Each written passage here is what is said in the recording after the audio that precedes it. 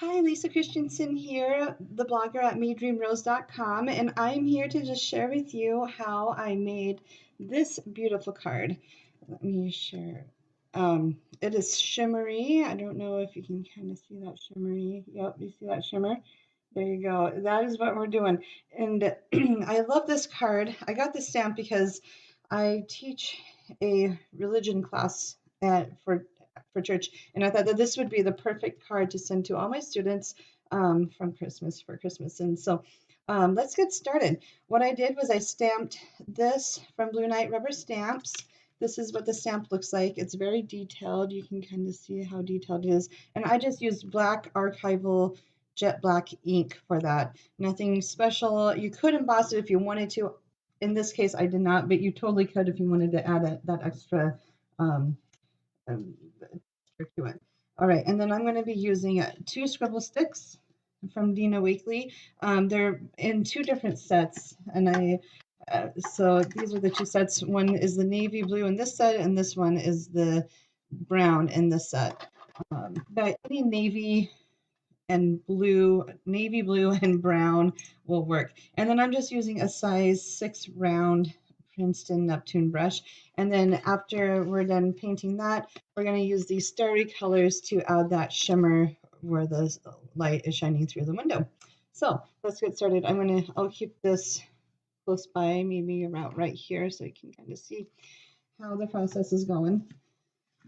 And to start with, so here's my stamped card panel. It's 4 by 5 1/4, so it'll fit perfectly on an A2 size card base. And then what I'm doing is I'm going to start with my navy, and I'm actually just going to paint with it. I'm not actually going to color. You could color, but I have found that painting with this just gives it a nice look to it. And I'll try and keep this under 10 minutes. Let's see if I can paint this in 10 minutes. I bet I can. But I also am a firm believer in the fact that you can't rush art. So once you get the hang of it, I think you could probably produce, oh, I don't know, probably 10 of these cards in an hour, which I think is pretty good.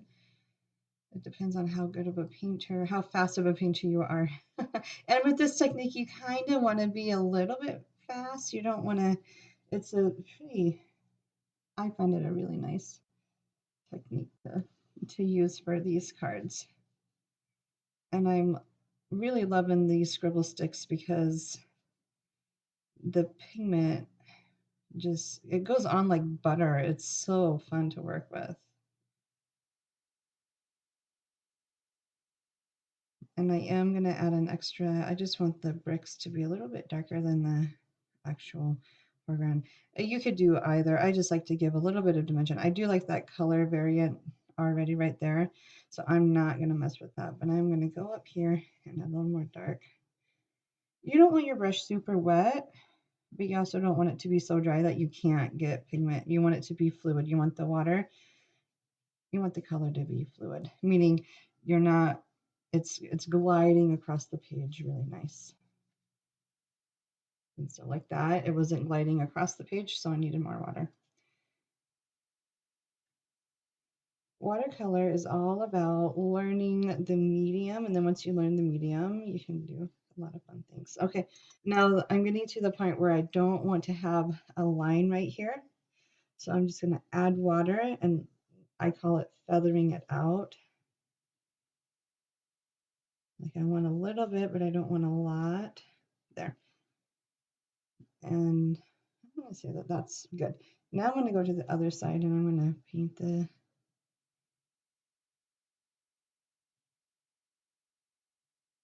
If I were to make like 10 of these, I would paint all of the blue first, and then I would add my browns to where I needed it to be.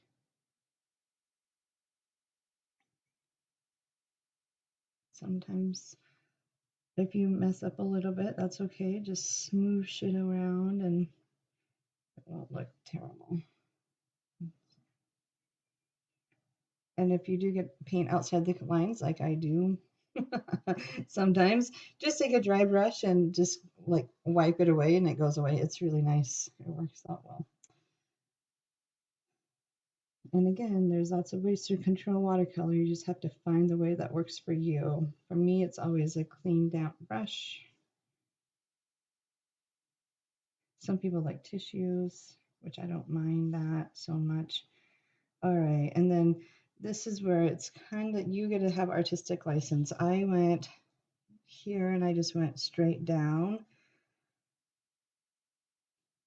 But again, like you don't want this harsh line. So what I'm going to do is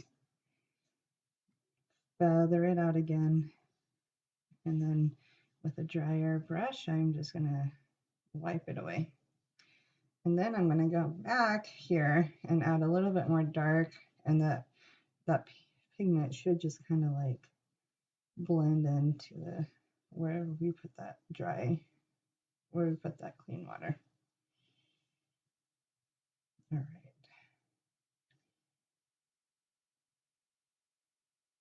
All right, I'm going to call the blue done almost. I'm going to get this pitchfork colored real quick.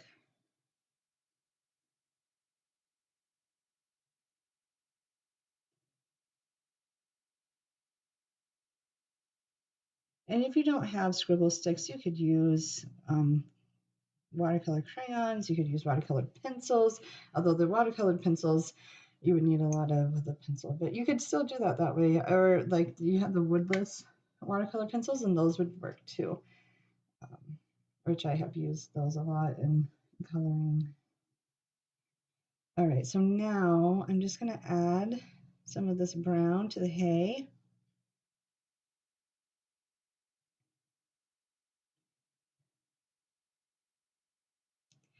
I'm just dotting it in. I'm not like really coloring it. And then I'm going to add a little bit of brown to this if you want to. You don't have to. It's your card.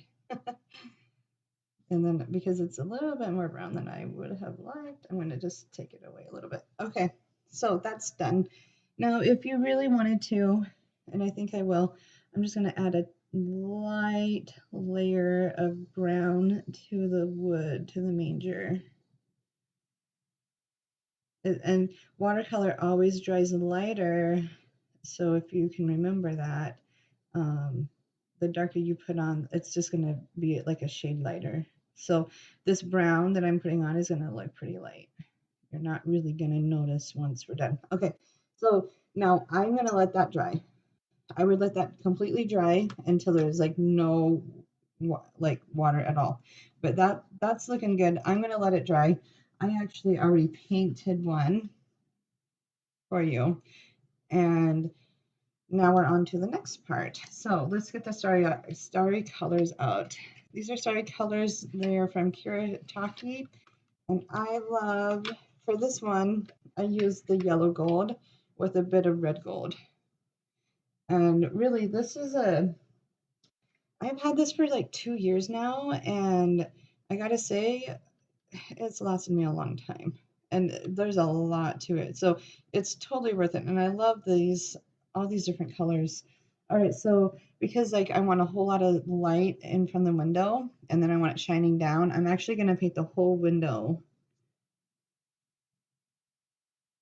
But I'm paying careful attention not to get on the bricks.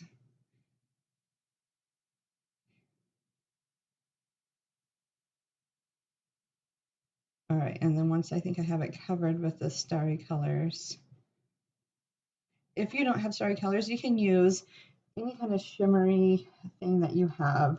It does not have to be. All right, so now I'm just kind of going in and kind of going wherever I think it needs to have some shimmer. And I'm paying attention to where my light source is, and then I'm just coming down. And I find that you need this to be pretty fluid. And then the fun part is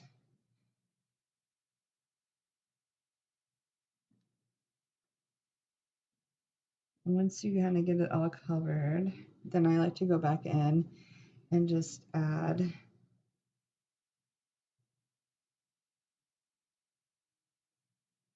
course, we want the Manger to be a little bit more glittery. Maybe not a lot, but a little bit. There.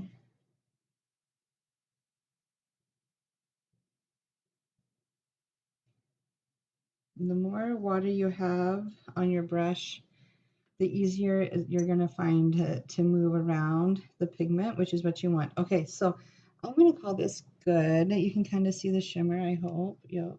And it's a little bit sheen too from the water, but you see that where the shimmer is, which isn't that cool? Okay, now it might dry and you might think, oh, I need just a little bit more shimmer. That's fine. Go back in and add that. Okay, so now with the red gold or the same shimmer that you have, the red gold is just a bit darker. I'm going to go in and I'm going to dot this star. And if it's still wet, it's going to bleed a little bit, but that's okay. That's the fun part about watercolor. And it bled a little bit, but it will dry and it won't look so, and you can always move it around too if you don't like where it's pulling up, but I kind of like it like that, so I'm going to leave it. Walk away. When you like it, walk away. That's the best thing I can tell you. Okay, and now that panel is done. So there's this step 1, step 2. I did decide to choose 3 different sentiments for each card. I have my rejoice, my peace, and come let us adore him. I like them all. I don't know which one I like best because I like them all, or I wouldn't have chose them. But anyways, that's the simple card. And then when you're done, all I did was I added a strip of gold paper to the bottom. I don't know if you can see that gold, just to anchor the card a bit. And then I put it on the A2 size, so 4¼ by 5½, navy cardstock, and then it's ready for to send. Well, and then the card base. So, anyways, I hope this has helped you. Try out your scribble sticks. I love, if you don't have scribble sticks, use ultramarine blue and burnt umber, or cerulean blue and a brown like burnt umber, or anything that will give that blue some extra texture. And see what happens. That's my dog barking. She needs out, so I'm gonna go. I hope this helps you, and enjoy your Christmas card making.